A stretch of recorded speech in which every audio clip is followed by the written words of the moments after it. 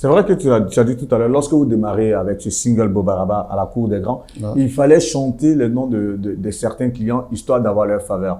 Et ça, tu as gardé, on va dire, ce cryptique-là pendant longtemps, de te dire que on prenait Mix Premier comme un artiste qui ne faisait que chanter les éloges. Comment est-ce que tu as vécu cette période où on te coulait cette étiquette carrément? Oh, tranquille, hein.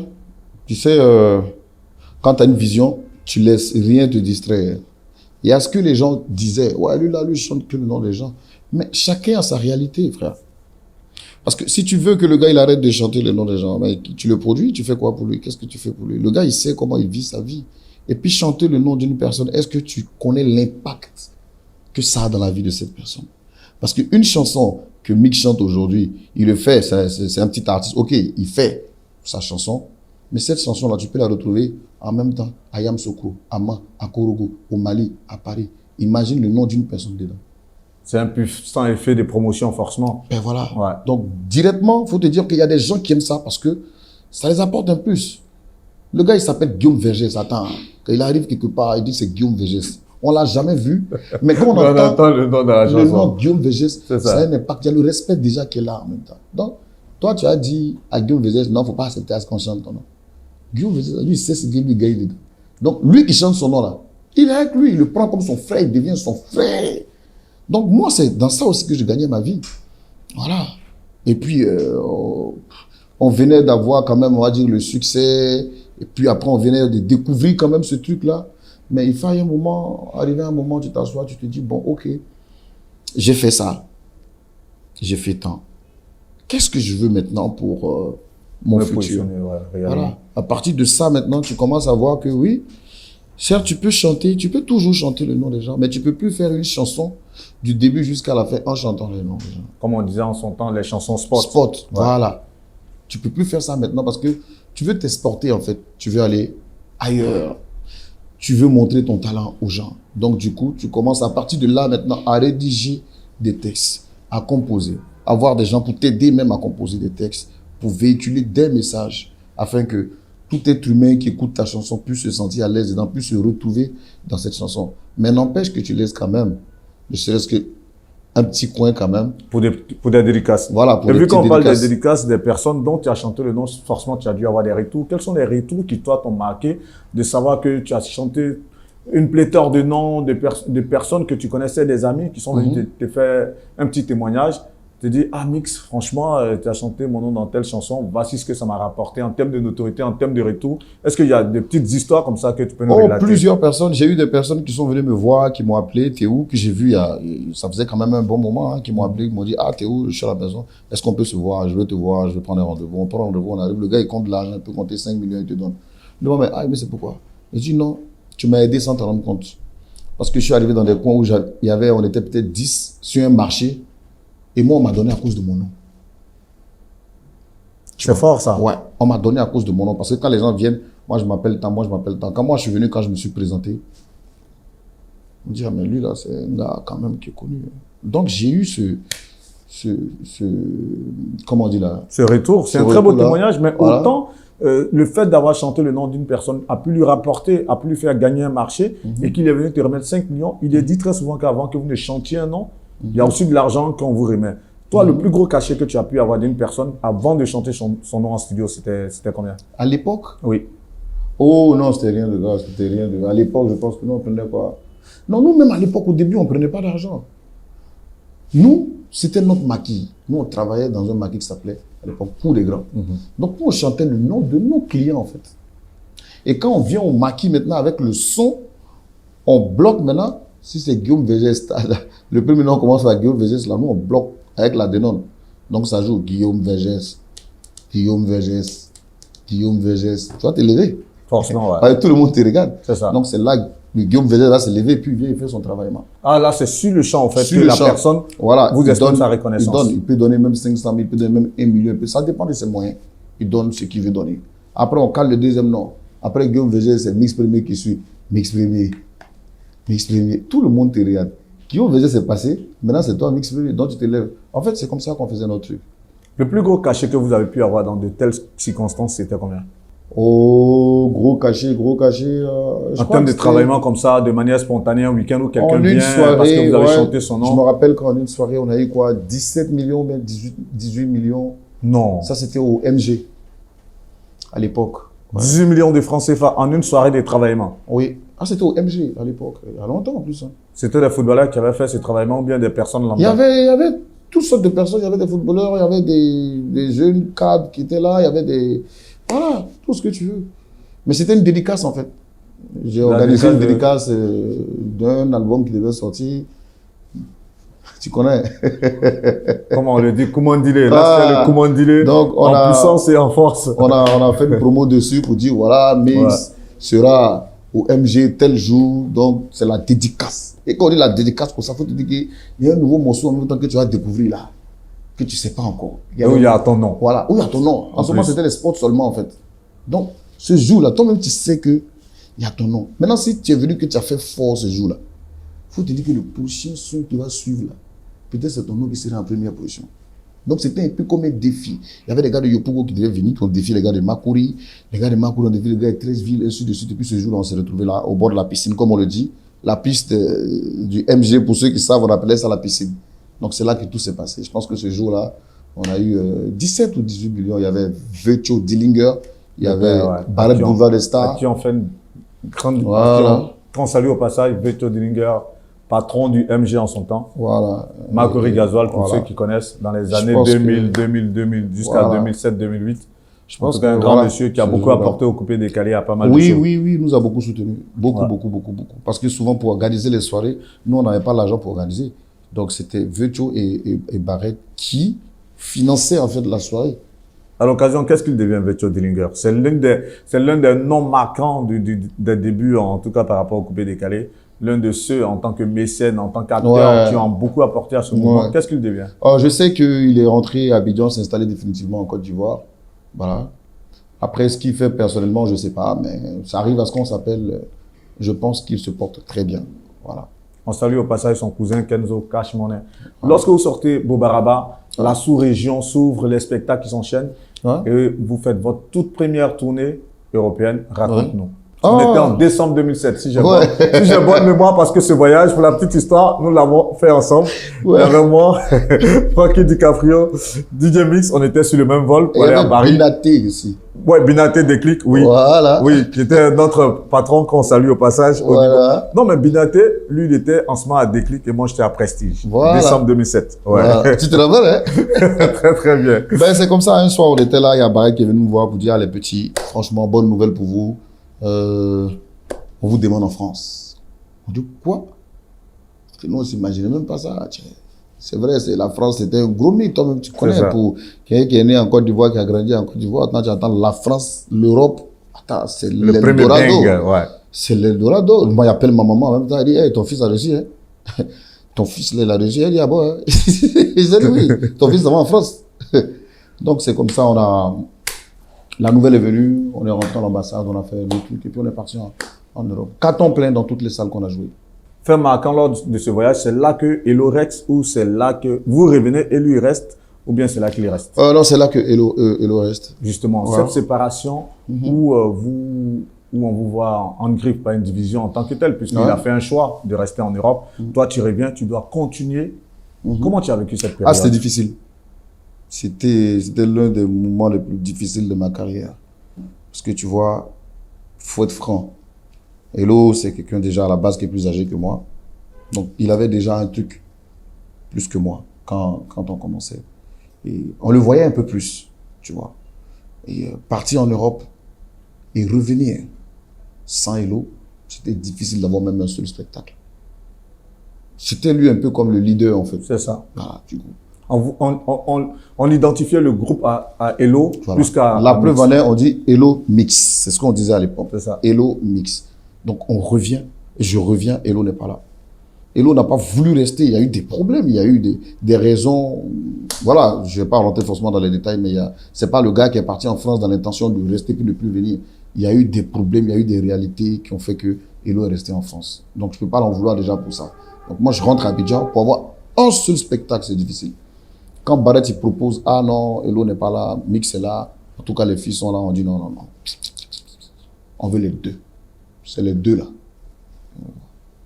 Donc à partir de ce moment, je me suis dit, hey, là c'est chaud. Hein. Il faut te mettre au travail. Là, c'est plus un groupe. Tu es seul. Mais cela ne te rappelle pas de mauvais souvenirs de te dire, on a eu à faire des carrières solo, lui à son niveau, toi à ton niveau, oui. Ça n'a pas marché. Au moment où vous mettez ensemble, ça marche. Et oui. là, vous devez vous retrouver à faire cavalier seul, surtout toi à ton niveau. Ouais, tu te revois. Merci. Tu te revois dans le passé. Je vais retomber encore. Ben voilà, tu te retrouves dans le passé. Ça t'est pas venu par la tête? Oui, si, à plusieurs reprises, c'est venu dans ma tête. Je me suis dit, mais attends, je vais me retrouver encore dans ce dans quoi j'étais. Après, je me suis dit, non. Si Dieu a permis que tu arrives là, c'est maintenant, il t'a donné l'ouverture de montrer aux gens ce que tu sais faire. Parce que les caméras sont braquées sur toi. Avant, il n'y avait pas de caméra. Donc, tout ce que tu faisais passait inaperçu. C'est pourquoi il n'y avait pas de succès. Mais aujourd'hui, les caméras sont braquées sur toi. C'est là, il faut montrer aux gens ce que tu sais faire. C'est le moment. Et c'est comme ça que je rentre en studio déjà pour faire une chanson, pour dire merci à Dieu. Et je sors une chanson, un titre qui s'appelle Là-haut.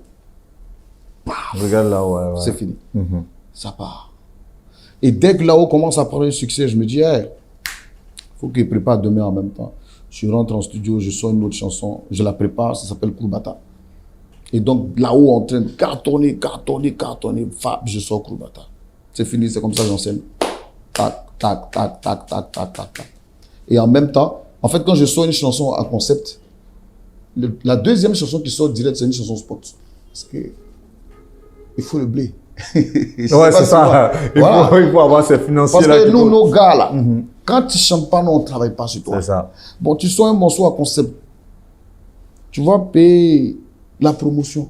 Tu vas payer clip. C'est trop compliqué, en fait, pour avoir une bonne carrière. Mais quand tu es dans ton sport, là, tu gagnes ton argent, en fait. Tu ne te fatigues pas. Mais le problème, c'est que tu n'arrives pas à t'exporter. Donc, qu'est-ce que je fais? Je sors une chanson à concept. Et juste derrière, je sors une chanson spot. Donc, je prends toujours moi un peu ici, qui m'aide à faire la promotion. À soutenir, notre projet. C'est comme ça. Et quand l'argent rentre, j'arrive à économiser un peu, investir dans un petit truc. Au cas où demain, il n'y a pas, cet argent-là peut me permettre de faire tac. C'est comme ça jusqu'à ce que...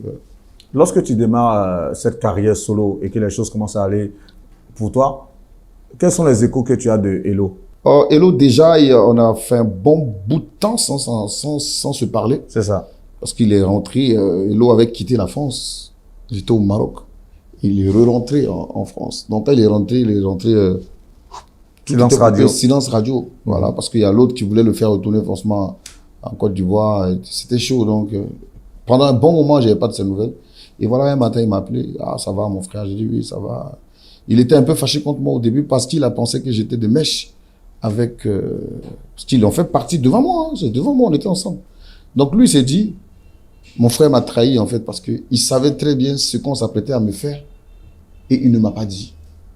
Et on a eu à s'expliquer, je lui ai fait comprendre que maman, j'étais au courant de rien. En fait, c'est comme si on m'a utilisé pour te prendre, en fait. Voilà. On dit, Mix est le meilleur ami peut-être de Guillaume Vergès. Si Mix s'appelle Guillaume, Guillaume va venir. Donc, on ne dit pas à Mix, par exemple, on veut prendre Guillaume. On dit, ah, il y a un jeton de Guillaume qui est là, donc Mix. Appelle Guillaume, vous allez prendre vos jetons. Donc, Mix appelle Guillaume. Ah, tu te rappelles nos jetons là? Ah, on devait prendre notre argent. Hein. Vous vous retrouvez enfermés dans un piège, vous deux. À l'aéroport, en plus. C'est comme ça. On le prend comme ça pour partir. Moi, j'attends Hello. Après, on vient me dire, non, Hello est dans l'avion, on est en train de partir. Quoi? Hello est en train de partir? Si. Il va. Il avait l'intention de fuir. J'ai dit, mais comment ça? Hello était chez son grand frère qui était gravement malade. Je ne pense pas qu'il voulait fuir. Bon, bref, c'est resté comme ça. Donc, du Maroc, lui, il a pu avoir une ouverture. Et puis, il est re-rentré. Voilà. Quels sont vos rapports au jour d'aujourd'hui? Oh, très beau rapport. Là, on est en train de faire une chanson. Là. On va dire, on a bouclé une chanson même. Super. J'attends juste après mon concert pour retourner à Paris. Et puis, on va clipper la chanson. Tout dernièrement, j'étais avec lui. Je l'ai attrapé.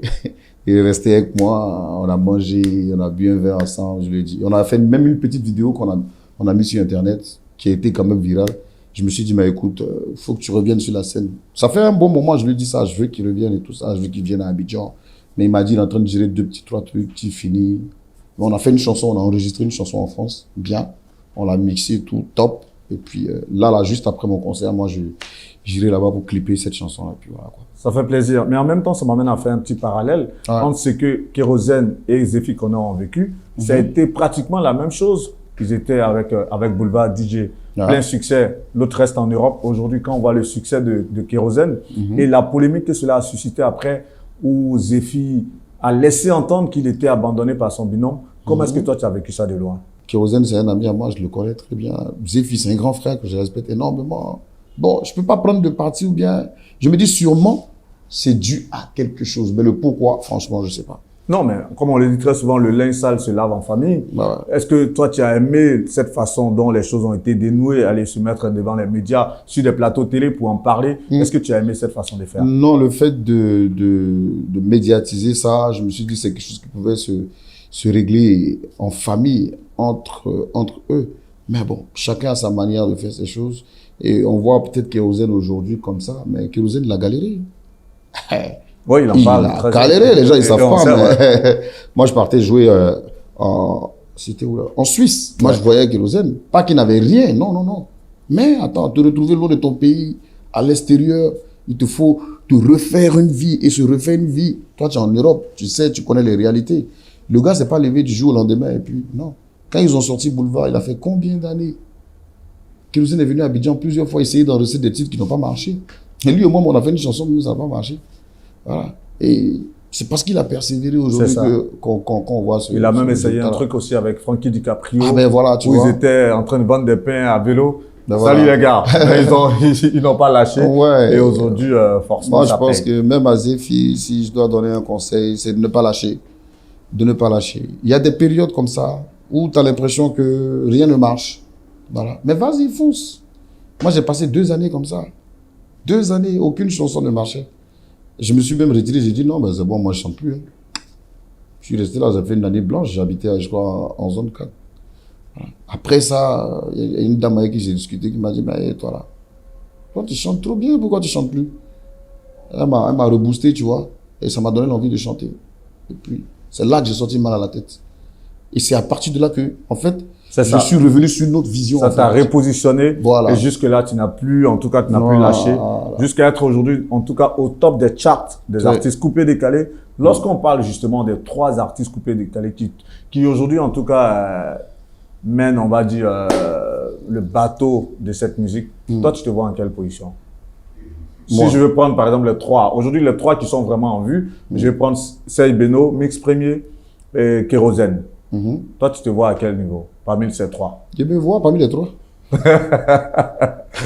Mais s'il y avait un classement. D'autant plus qu'au départ, tu nous as dit que Mix Premier, c'est pour être premier. Pourquoi est-ce que tu te places premier dans ce que je fais? Voilà. Premier, je ne veux pas rester derrière, en fait, en tout cas. Voilà. Là, tu as vu, non? Le fait de dire ton classement, tu as dit Kérosène, Serge Beno, Mix. Ouais, forcément aujourd'hui. Tu m'as cité dedans, non? Oui, forcément. Moi, c'est mon premier là qui est là. En forcément, en tout cas, ceux qui mènent aujourd'hui la BAC coupée décalée, forcément, tu en fais partie. C'est ça. Le but de mon mix premier, là, c'est ça qui est là. Ok, parfait. Parfait. Et avant son décès, Didier Arafat était un peu, on va dire, la star incontestée du coupé décalé. C'est vrai, avant lui, à ses débuts, au début du coupé décalé, il y avait le président Doug Saga, qui était la célébrité incontestée, qui malheureusement est décédé en 2006. Après, Mollard et autres ont continué l'épopée jusqu'à ce que ce garçon-là se révèle. Après le décès de Didier Arafat, justement, on a l'impression que le coupé décalé se cherche pas un bon artiste, mais une célébrité. Selon toi, cette problématique-là répond de quoi? Tu peux pas t'imaginer Mix à venir dire hey, écoutez-moi, regardez-moi sur la caméra, sur le numéro 1, il n'y a pas l'homme pour moi. C'est pas Mix, ça, c'est pas moi. C'est pas ton positionnement, ouais. Voilà, c'est pas moi. Mais Didier Arafat, il le faisait. Et par derrière, il faut reconnaître que ça donnait un peu du coffre au mouvement. C'est vrai que c'est lui, on voyait, on disait ouais, il venait dire à chaque fois. On parle de Doug Saga aujourd'hui, pourquoi? Parce que Doug Saga s'affirmait en tant que président du coupé décalé, voilà, c'est lui, l'ennemi de l'homme, c'est pas l'homme. Tu vois ce que je veux dire? Chacun a son style. Benoît lui vient, il s'affirme par ses chorégraphies, puis ses chansons. Tu vois, il a de très belles chorégraphies. Chacun a sa force de frappe. Kérosène, il arrive avec ses tests. Les chrétiens se retrouvent dedans, tout le monde se retrouve dedans, espoir et tout, tu vois. Mais quand il vient, il te donne un mélange de tout ça ensemble. Voilà. Tantôt, tu le vois, il parle d'amour ici. Tantôt, tu le vois, il parle de galère ici. Tantôt, tu le vois, il parle de joie ici. C'est un mélange, tu vois. Mais cette personne-là qui venait pour dire, il n'y a pas l'homme. Cette personne qui a discours et toi, depuis le lendemain, il prend sa caméra. Ouais, t'es maudit. Il n'y a plus. Qui peut faire? Celui qui essaie de faire ça, ça devient du ridicule parce que tu n'es pas Didier Arafat. Donc, tu es d'accord avec moi que Didier Arafat qui meurt, c'est normal que le mouvement prenne un coup. Parce qu'à lui seul, il était au moins à, quand même, on va dire même à 40%. Il faut appeler les choses par leur nom. Voilà. C'est le seul artiste du coupé décalé qui arrivait à faire de gros featuring. Et après, ainsi de suite, chacun a commencé à faire ses trucs et tout ça. Mais c'est le premier. C'est une très très belle lecture, celle que tu fais là. Mais pourquoi ne pas vous qui incarnez en griffe cette relève en termes de célébrité, pourquoi ne pas vous réinventer justement en faisant peut-être de gros feats ou bien en vous positionnant autrement pour donner cette image bling bling que le coupé décalé a su toujours transmettre un peu? Bien sûr, c'est ce qu'on essaye, c'est ce qu'on est en train de faire. Tu sais qu'aujourd'hui, pour pouvoir faire un feat avec un artiste reconnu, tu sais que généralement, tous les artistes qui sont reconnus sont dans des maisons de disques. C'est ça. Voilà. Déjà, il faut entrer en contact avec eux. Il faut que la maison de disques accepte que son artiste vienne faire. Et généralement, tu sais, c'est l'échange. Il faut que l'artiste qui vient faire le feat avec toi reçoive quelque chose. Soit peut-être c'est l'argent, soit c'est la notoriété de ton pays. Voilà. Donc, libre à eux de voir. Donc, souvent, on peut envoyer des mails, souvent, on envoie des messages. On attend. Et il faut reconnaître aussi que le mouvement n'est pas... La musique ici n'est pas aussi développée que dans les autres pays. Il n'y a pas de structure ici en Côte d'Ivoire qui peut financer des artistes. Attends, t'imagines Mix, il y a une très grosse structure qui est derrière Mix qui dit, bon, Mix, hey, toi, quand on regarde ton talent, il faut que tu fasses les feats avec Mec Dims. On rentre en contact avec la maison de 10 de Mec Dims. Ah, on veut Gims pour Mix. Ah non, nous, on veut peut-être 50 000 € et tout ça. Ok, tenez, paf. On fait la collaboration, puis ça c'est fait. Mais qui va le faire ici? Personne. Tu penses que l'industrie culturelle n'encourage pas assez les artistes pour s'ériger à ce niveau-là? Je n'ai même pas dit assez, n'encourage pas du tout. Tous les artistes se débrouillent d'eux-mêmes. Aujourd'hui, tout ce que tu vois de Mix, c'est lui-même. Et c'est bien sûr pour ça que j'ai créé ma maison, mon label. Parce que je me dis, il faut ça, quand même. À la longue, c'est ce que je vois. Devenir un gros producteur, un distributeur. Et puis, parce que je connais les réalités que vit un artiste. Et donc, miser à fond dans un artiste. Trouver des collaborations avec temps, avec temps, avec temps. Aujourd'hui, c'est ce qu'on fait. Aujourd'hui, c'est ce qu'on fait. On essaie de rentrer en contact avec des gars. Voilà, les gens ils vont se dire peut-être que les gars, ils sont là, ils ne font pas d'efforts et tout ça. Mais il y a des efforts qui sont faits derrière. Mais qui nous accompagne? Il n'y a personne. Il n'y a personne. En tout cas, j'espère que ce message ira aux décideurs. Voilà des garçons pétris de talent qui ont envie d'avancer, qui ont envie d'apporter quelque chose, mais qui malheureusement ne se sentent pas vraiment, ou bien pas qu'ils ne se sentent pas, ne sont pas encouragés dans leur élan. J'espère que le message de Mix va passer. Mais au-delà de ça, au-delà de ce cri de cœur quelque part, et au-delà de la production artistique, selon toi, personnellement, qu'est-ce qui pourrait te manquer pour t'ériger à ce niveau de célébrité dont tu as besoin quelque part de coupé décalé? Aujourd'hui, franchement, il faut le dire, c'est soutenir les artistes. Je prends un exemple. On prend un artiste qui s'appelle X, mais pétri de talent. Un peu comme nous, les réalités que nous, on a vécues, en fait. Quand nous, on ne nous connaissait pas encore, c'est pas qu'on n'avait pas de talent. Mais c'est parce que les œuvres qu'on faisait n'étaient pas vues par la population. Ces œuvres n'étaient pas promues. Voilà, il n'y avait pas de promotion, il n'y a rien. Aujourd'hui, là, il y a trop de talent en Côte d'Ivoire. Trop de talent. Trop. Mais on ne les voit pas. On ne les voit pas. On dit, ouais, le coupé décalé est mort. Bon, moi, je ne pense pas que le coupé décalé soit mort parce que moi, chaque semaine, je suis à l'aéroport. Je voyage tout le temps. Je sais qui je vois à l'aéroport. Je sais quelle tête, quel artiste je croise. Quand on dit une musique marche, c'est la musique qui s'exporte mieux. Donc, moi, à chaque fois que moi, je suis à l'aéroport, c'est les mêmes têtes que je vois. Et je sais qui je vois. Voilà, il ne faut pas confondre peut-être quelque chose qui est en train de prendre avec quelque chose qui est déjà là. Voilà. Tant que Beno sera vivant, le coupé décalé vivra. Tant que Kérosène sera vivant, le coupé décalé. Tant que Kedjevara, tant que Mix, tant que l'Ariel Chili, tant que Stafarel. Voilà. Mais c'est le buzz qu'il y avait autour du coupé décalé qui n'est plus, en fait. Ça manque, il y a cette petite magie qui manque quelque part. Cette petite magie là, pour le veuille ou pas, si ça s'appelle DJ Arafat. Il faut que les gens ils comprennent ça. En fait. Et cette magie aussi avait été apportée en son temps par Douk Saga. Ben voilà. C'est ça. Tu vas voir peut-être un petit va quitter nulle part, qui va commencer à faire le buzz de Ben justement, on a assisté un peu à cette scène lorsqu'on a vu le décès de DJ Arafat. Après son décès, j'ai vu un garçon comme Safarel qui voulait aussi se mettre un peu en scène. On avait l'impression qu'il voulait surfer un peu sur cette palette. Tu n'as pas eu cette impression quelque part? Oh non, non, non, non, non, non, non. Pas forcément. Arafat a été une source d'inspiration pour des milliers de jeunes, hein, qu'on le veuille ou pas. Et donc, ces jeunes voulaient faire comme lui, tout simplement. Faire comme lui dans sa musique, mais pas sa personnalité. Arafat, c'était le gars des clashs. Lui, il adorait les clashs. Parce que quand il n'y a pas de clash, on ne parle pas de lui. Donc lui, vient, lui met son clash pour qu'on parle de lui. Et c'est lui qui gagne après. Mais toi, on ne te connaît pas comme ça. Si toi, tu viens, tu veux commencer à faire des clashs et tout ça, tu vas passer pour le ridicule. Je ne pense pas que Safarel ait voulu faire des clashs à gauche, à droite. Non. Safarel est venu avec un autre style à peu près comme celui d'Arafat. Danser les roues cascades avec plus de danseurs. Je me rappelle même qu'à un moment, on commençait à les comparer. On disait Safarel était fort qu'Arafat. Voilà. Donc, c'est ça. C'est ce petit truc-là. Ce truc d'Arafat qu'on voyait à chaque moment. Arafat te faisait un direct chaque 2 jours. Ou bien soit chaque jour.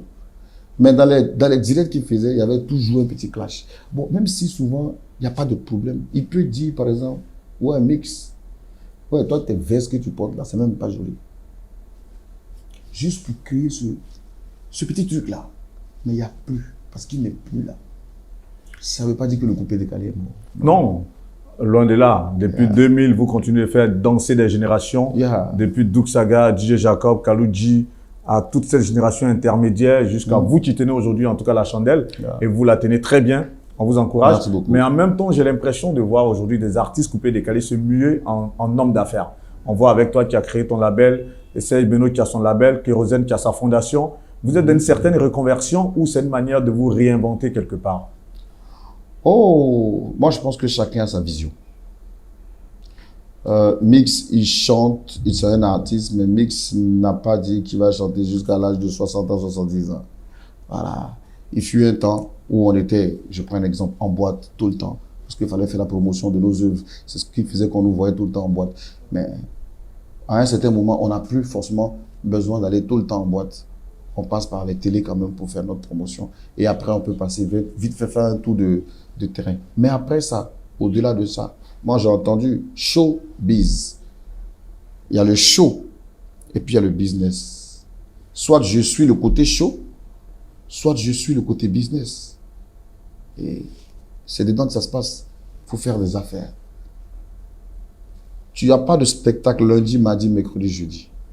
Tu fais quoi de tes semaines? Mais le petit argent que tu gagnes le week-end, bah, tu peux l'investir dans quelque chose. Monter un business qui va te rapporter encore de l'argent. Voilà. Voilà. C'est comme ça que moi je vois le truc. C'est pourquoi j'ai créé mon entreprise. Voilà. Pour au moins préparer quand même notre retraite, on va dire. Laisser la place aux plus jeunes après. Voilà. Moi, je ne me vois pas en tout cas à 50 ans en train de venir dans le groupe. Donc, si à 50 ans, tu me vois encore à la télé, c'est que c'est toujours la passion. J'ai envie de sortir une chanson ou bien un album, je sors, mais je ne vis plus dans notre registre. Voilà. Même pas dans le coupé décalé où tu vas venir à faire des chorégraphies. Tu vois ce que je veux dire? Mais j'ai quelque chose par derrière qui me rapporte de l'argent. J'ai investi dans des business. Et puis voilà, j'ai assuré ma retraite tranquillement. Vu que tu en parles, tu as investi dans quoi? Oh, dans beaucoup de choses. Comme quoi? Juste une idée? Bon, on va prendre juste l'exemple de mon label, c'est bon comme ça. Oui, au-delà du label. Non. Forcément, ça, c'est la production artistique. Faut qu'on se focalise sur l'immobilier parce que c'est ce qui est périn quand même. C'est quelque chose qui rapporte. Tu es dans l'immobilier. Ouais. Voilà, je suis dans beaucoup de choses en tout cas. Voilà, on a vu aussi que, voilà, forcément, on voit avec les artistes coupés décalés, c'est pas un secret de Polichinelle. Beno, il a sa maison à lui. Kérosène a sa maison.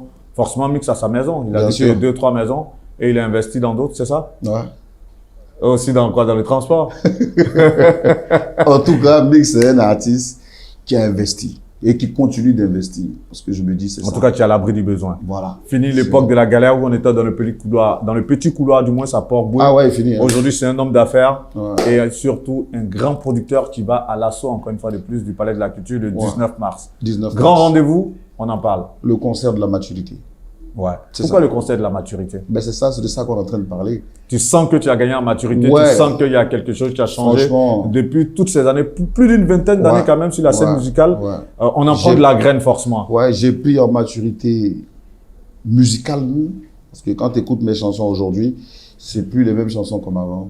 Tu peux pas écouter aujourd'hui une chanson de Mix où il n'y a pas un message qui est véhiculé parce que au-delà de faire danser les gens, s'amuser, quand même, il faut passer un petit test.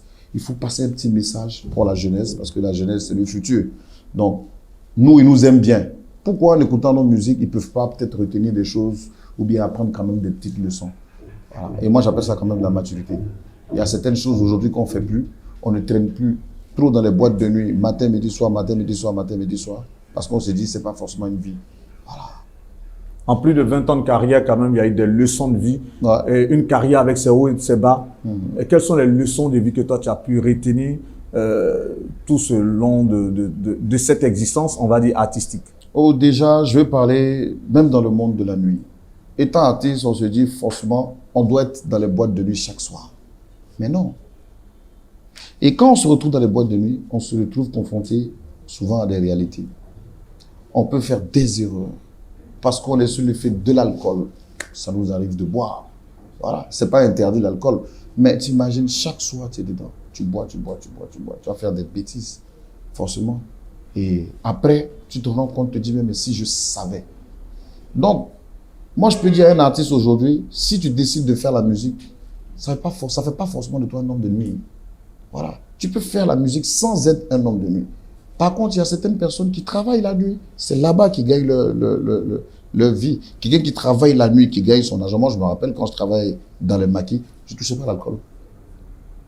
Ça, c'est compréhensible. Mais toi, tu es un artiste, tu gagnes ton argent dans la nuit et tu viens le déverser à quoi dans la nuit, tu ne pourras jamais réaliser, tu ne pourras jamais devenir quelqu'un. Très beau conseil. Tu vivras au jour le jour. Tu as fait tel spectacle, tu as eu tel argent, le soir, tu es en boîte. Et tu sais qu'en tant qu'artiste, tu n'es jamais seul. Il y a toujours des gens qui sont autour. Il faut leur payer le transport, il faut leur donner quelque chose. On faisait ce reproche quelque part à DJ Arafat, non? Bah ouais. Lui, il écumait les boîtes de nuit tout le temps. Bah ouais. Il avait aussi cette obsession d'entretenir son image tant dans les espaces publics qu'au niveau des médias. Bah, et on lui faisait ce reproche. Toi, tu étais intime à lui. Si. Quel conseil tu pourrais lui donner, puisque là tu en parles aujourd'hui, quel conseil tu pourrais lui donner à cet égard? À qui? À Arafat. Mais il n'est plus là. Non, en ce moment, quand il faisait ça. C'est vrai que là, tu as gagné en maturité, tu en parles. Ouais. Mais forcément, cette maturité ne date pas d'il y a 1 an ni 2 ans. Ouais. Peut-être il y a 3 ans, 4 ans, que tu t'es retranché des espaces nocturnes. Quand tu voyais ton ami dans les boîtes chaque nuit et chaque soir, est-ce que tu lui parlais pas? On parlait, hein. Arafat et moi, on se parlait, hein. Ouais, je lui disais, quand j'avais l'occasion de lui parler, je lui disais, t'as pas besoin de ça, quoi. Il dit, non, lui, il aime ça. Puis toi, t'as décidé de laisser la nuit, non. Ça, c'est toi qui vois. Moi, c'est comme ça qu'il te répondait. Ouais, carrément. Il dit, toi, tu as décidé de laisser, non. Ça, c'est toi qui as décidé. Le jour où il a décidé de laisser, là, il a décidé, mais pour le moment, là, je n'ai pas encore décidé. Voilà. C'est tout ça, là, qui fait de moi ce que je suis. Donc, moi, je peux pas laisser. J'ai dit, OK, peut-être le moment viendra où, en gros, c'est ça, quoi. Mais, je me dis, pour un artiste, arrivé à un certain moment, il faut se faire entourer aussi par de personnes qui pourront taper sur la table au moment où il faudra. Des personnes qui pourront te dire la vérité, franchement. Hé, ce que tu es en train de faire là, on ne fait pas ça. Il faut te laisser gérer par des gens. On n'est pas là forcément à faire le procès de Didier Arafat, mais ce reproche aussi pourrait lui être fait. Est-ce que quelque part, beaucoup de personnes ont dit que son boulet, son talon d'Achille, c'était ceux qui étaient avec lui. Que ce sont ces personnes qui l'ont emmené aussi à ce qui lui est arrivé comme destin tragique. Est-ce que tu partages cette réflexion? Oh non, je ne partage pas ça. Moi, je me dis ce qui doit arriver, arrive. Mais est-ce qu'il avait des gens quand même qui pouvaient l'encadrer, tu peux lui parler, qu'il pouvait écouter? Oh, Arafat, que je connaissais là, c'est chaud, hein. C'est chaud. Arafat, c'est lui qui commande, c'est quelqu'un qui aimait commander. Je ne pense pas que quelqu'un pouvait se tenir devant lui comme ça et lui tenir tête. Non, je ne pense pas. Il lui aurait fallu des personnes de poigne quand même. Ben ouais. C'est qui a manqué. En fait, c'est ce que je dis, tout dépend de comment toi-même tu vois. Moi, aujourd'hui, je préfère me faire entourer J'ai mes amis qui sont toujours là. Je n'ai pas changé d'amis. Je n'ai pas eu de nouveaux amis non plus. Mais mes amis depuis des années, là, c'est les mêmes qui sont là. Le Pogboy avec qui tu voulais aller rester à l'hôtel, là? Jusqu'aujourd'hui, je suis avec mes mêmes amis. Voilà. D'autres sont partis en France, d'autres sont là. Quand on a l'occasion de se voir, on discute, on parle et tout ça. Mais au-delà de ça, je travaille avec une équipe. Cette équipe, ce n'est pas forcément les gens avec qui j'ai grandi. Non. Voilà. Parce que mon meilleur ami qui est à côté de moi, qui devient mon manager, est-ce qu'il maîtrise le management? Qu'est-ce qu'il peut m'apporter?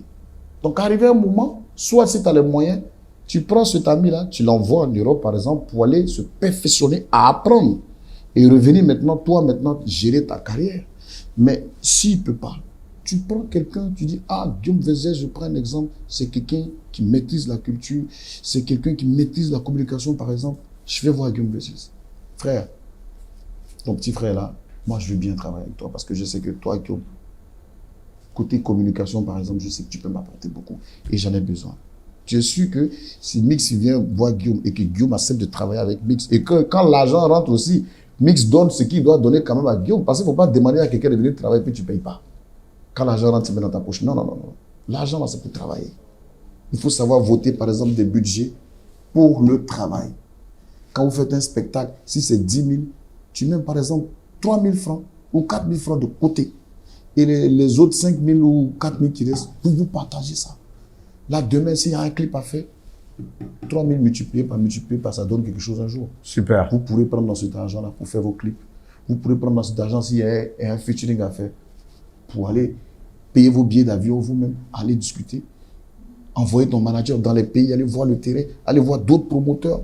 Voilà, c'est comme ça. C'est ce qui fait que nous, aujourd'hui, on en arrive à voyager parce que l'équipe qui est là arrive à travailler normalement. Il y a le côté communication qui est là, qui est géré par quelqu'un qui gère ça normalement. Voilà. N'empêche que je peux donner mon mot aussi pour dire, ah non, tout à fait. Bon, ici, je vois ça comme ça, je vois ça comme ça. On ne sort pas les chansons parce qu'il faut sortir. Il faut regarder les périodes.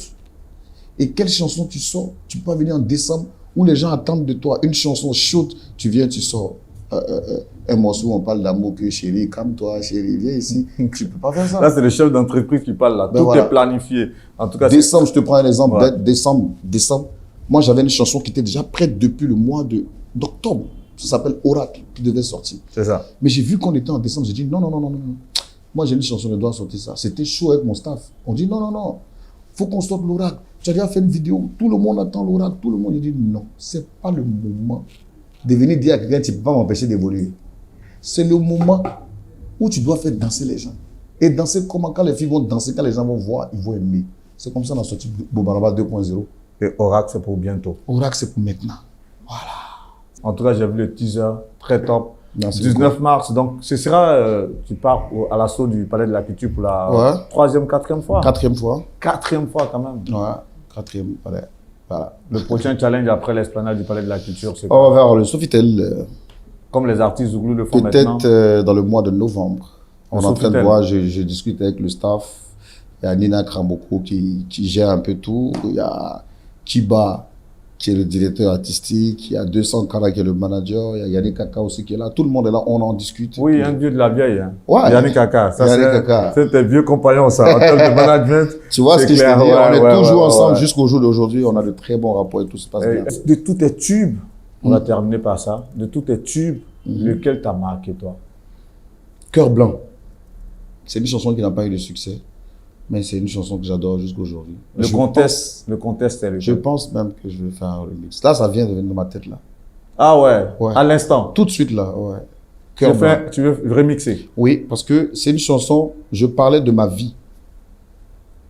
Je parlais de ma vie parce que j'ai vécu une époque, j'ai dit tout à l'heure qu'il y a une époque où j'avais arrêté de C'est chanter. ça, 2 ans de... Voilà, parce que j'étais entouré de personnes, je ne vais pas véritablement rentrer dans tout, mais j'ai été beaucoup déçu. C'est des amitiés dans lesquelles je me suis donné à fond. Et tous les retours étaient négatifs. Je me suis retrouvé seul. Et je ne comprenais plus rien de la vie, en fait. J'ai passé 1 année ou 2 années à... J'étais dégoûté de tout, en fait.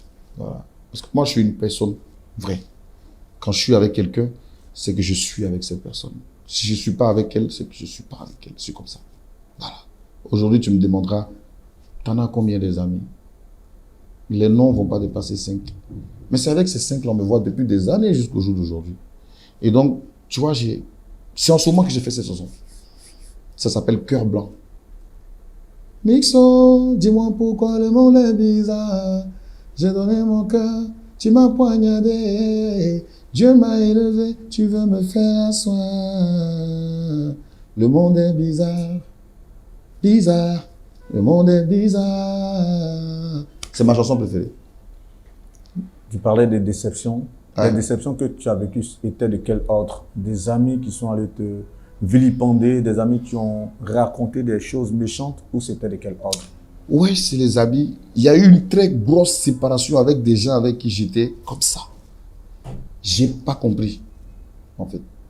C'était qui ces personnes? Si j'arrive à t'expliquer Ce qui s'est réellement passé, c'est que... C'était qui ces personnes? C'était mon entourage. C'était des gens avec qui je mangeais, je dormais, je buvais, je faisais tout. On faisait tout ensemble. Et du jour au lendemain... Tu as senti quoi? Une certaine jalousie, une certaine perfidie? Je ne sais pas si je dois appeler ça de la jalousie ou pas. C'est pourquoi je dis, c'est bizarre, quoi. J'ai rien compris. J'ai rien compris. Je suis avec toi aujourd'hui du jour au lendemain. J'attends que tu dis que je ne suis pas une bonne personne. J'ai même entendu des gens de mon entourage dire que je faisais des médicaments, que je partais au Bénin aller faire des médicaments. Et ça a commencé à prendre, les gens en parlaient. Mais j'ai vraiment réalisé que le mal ne vient jamais d'ailleurs, en fait. Ça vient toujours de ton entourage. Et ce qui m'a plus fatigué, je n'ai pas compris pourquoi ces personnes faisaient ça. Parce que j'ai été sincère avec ces personnes-là. Ce n'est pas une, deux, tu vois, c'est plusieurs personnes. Ça m'a beaucoup brisé. Et c'est dans ce moment-là que j'ai fait cette chanson-là. Mais eux, moi, c'est fini. Les problèmes sont finis. On est toujours en contact au jour d'aujourd'hui. Ça va, quoi. Mais ça a été une période sombre de ma vie qui m'a appris à mûrir aussi. Parce que j'ai vu que du jour au lendemain, on n'est jamais à l'abri de quelque chose. Il n'y a que Dieu qui nous protège. Ce qui ne tue pas rend plus fort. Ben voilà. Forcément, ça t'a rendu fort. Ouais, très fort. Tu es devenu beaucoup plus mature. Ouais. Et le 19 mars, tu vas dire à la face du monde que je suis mature. Ben ouais. Tant musicalement que humainement. Parce que j'en ai pris des coups. Si. Mais j'ai su toujours me réinventer. J'ai su toujours rebondir. Ben voilà. En tout cas, on te souhaite plein succès. Merci Moi, beaucoup. forcément, il y a une chanson. Il faut qu'on termine par cette chanson parce que je l'ai adorée, honnêtement. De toutes tes sorties, le feat avec Yabongo. L'histoire, c'était comment est venue cette inspiration? C'est mon nom. Ouais. Comment elle est venue? Tu sais, j'ai mon studio d'enregistrement à la maison. Et j'ai pas de jour de travail ou bien j'ai pas de jour de repos. Je peux rentrer à la maison. Ma vie, c'est quoi? Je t'explique directement. Hein? Voilà. Mix, quand il se réveille, il vient au bureau. Il travaille. 16h, 17h, il descend. Il va au sport. Quand il finit au sport, 19h, 20h, il rentre chez lui. Il mange. Il dort. Je peux me réveiller à 2h du matin. Quand je me réveille à 2h, j'ai plus sommeil, je suis dans mon studio. Je cherche toujours quelque chose. Soit je suis là, je chante pas, j'écoute que des musiques. Je peux écouter du jazz, de l'R&B, des morceaux même américains et tout. Donc, un soir, je suis parti au studio, j'étais là un dimanche. J'ai commencé à travailler, tac, tac, tac, tac, tac, tac, je faisais un beat et puis j'ai appelé Tichik la magie, c'est mon petit, il travaillait avec mon studio, il est venu, j'ai dit bon, on va faire quelque chose. J'ai envie de faire une couleur coupée décalée et puis une couleur zouglou en même temps. Il dit, ah, comment ça? J'ai dit, si. Maintenant, tu écoutes Révolution. Révolution, c'est des zouglous et puis en même temps, du coupé décalé, non? Il dit, il faut qu'on fasse un truc dans ce style-là. Et puis on va chanter. Il dit, ok. Donc on a commencé. Il a placé les accords, tac, tac, tac, tac, tac, tac. J'ai dit, bon, la musique est top. Qu'est-ce qu'il faut faire? Il faut trouver ce qu'on va chanter. On ne sait pas quoi chanter. Lui et moi, on se regarde. Il dit, mais tu as dit, on a qu'à faire chanson. Bah ouais. Tu vas chanter quoi? J'ai dit, si il te dit, essaye, menti. Mais j'ai déjà la couleur que je veux. Donc, chantons par exemple. Tu sais, est-ce que toi, il n'y a pas les jours où tu n'as pas 5 francs? Il dit, ah Dieu, nous là, c'est toujours, c'est pas comme pour toi. J'ai dit, non, mais il y a des périodes où tu as un peu. Mais il y a des périodes où tu n'as rien, toi, mais tu ne comprends pas, non? Et puis il y a des périodes où si tu dis à quelqu'un que tu n'as rien, on ne va pas te croire. Il dit, mon vieux, quand on dit Tichik l'arrangeur, il ne peut plus dans mon quartier dire qu'il n'y a pas 5 francs. Je dis, très bien, on peut chanter. Si moi-même mix se sort tout de suite, on me demande l'argent, qu'il dit qu'il n'est pas 5 francs, il ne va pas me croire. Mais pourtant, c'est une pure réalité. L'être humain ne peut pas avoir l'argent sur soi du lundi au lundi. Tu peux avoir l'argent et puis tu investis ça dans quelque chose et puis tu n'as rien. Mais ils ne vont pas te croire. Souvent aussi, quand on entend trop parler de toi, là, on se dit que ton nom, là, c'est synonyme d'argent. Ouais. Donc, comment exprimer ça dans une chanson? Mais il ne peut pas dire qu'il n'y a pas l'argent, non. Donc, on dit quoi? Je ne parle pas, ça ne veut pas dire que je n'ai pas de problème. Je ne me plains pas, ça ne veut pas dire que je n'ai pas de problème.